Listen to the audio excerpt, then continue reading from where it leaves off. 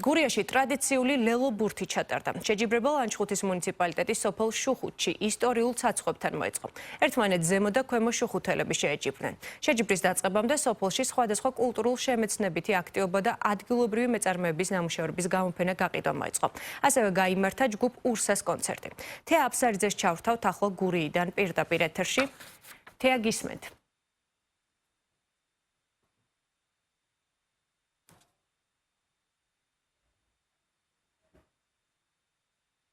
ზუსტად 17 საათზე ტრადიციულად წმინდა გიორგის სახელობის ეკლესიის წინამძღვარმა მამა საბამ ბურთი ჰაერში ისროლა და შერკინებაც მალევე დაიწყო. ერთმანეთს ეგრეთ წოდებული ზემოურები და ქვემოურები ერკინებიან. განსაკუთრებული წესები ამ თამაში არ არსებობს.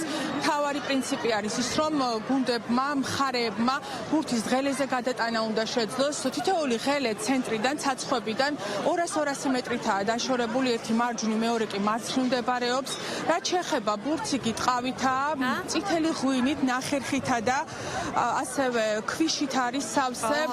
განსაკუთრებული წესები, როგორც გითხარით, თამაში არ არსებობს. ერთადერთი და მთავარი წესი არის ის, რომ თამაშის პროცესში თუ ვინმე წაიქცა ან ცუდად გახდა, მოთამაშეები ხელებს ზემოწევენ და თამაში რამდენიმე წამის განმავლობაში ჩერდება. როგორც ხელისუფლების წარმომადგენლები, როგორც ორგანიზატორები ამბობენ, ლელო ბურთის ხელშეწყობა ტრადიციის გაგრძელებასა და ტურიზმის განვითარებას ისახავს მიზნად. ძალიან საინტერესო თამაშია და ბავშვებს საინტერესებდათ და მაგიტო ვარ ძირითადად აქ რომ გავაცნოთ ჩვენი კუთხის ტრადიციები და ეგრე გაიზარდნო როგორც ჩვენ გავიზარდეთ.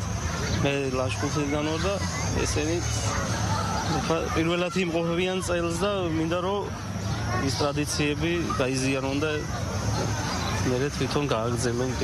ეს არის საუკუნოვანი ტრადიცია, რომელიც იღებს სათავეს შუხუთფერთან ბრძოლის შემდეგ.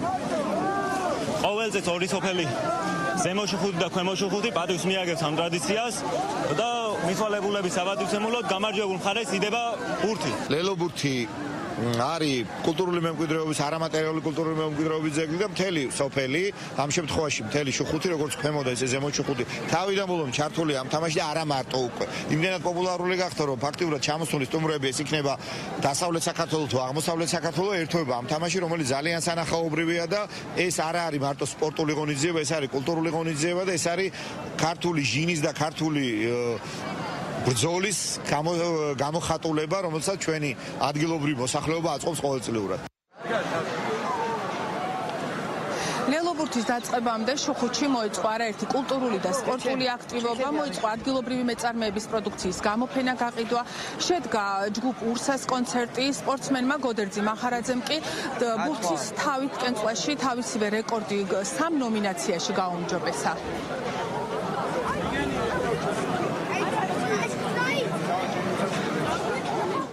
2020 წელს დამყარებული მსოფლიო რეკორდი გამოამჯობესე, რომელიც იყო 59 წამი და 87 მიასეთი, გევიქაცი 37 წამში და 91 მიასეთი. და მეორე რეკორდი იყო 55 წუთში და 7 მიასეთი. 200 მეტრი კალათბურთის ბურთი. და მესამე რეკორდი იყო ლელო ბურთი 25 წამში და 66 მიასეთი. ლელო ბურთი 2019 წლიდან ატარებს არამატერიალური კულტურული მემკვიდრეობის ძეგლის სტატუსს.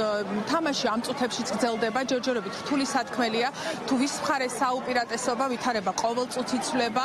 ყოფილა არაერთი შემთხვევა, როცა თამაში რამდენიმე საათს გაგრძელებულა, ყოფილა შემთხვევა, როცა რამდენიმე წუთში დასრულებულა იგი.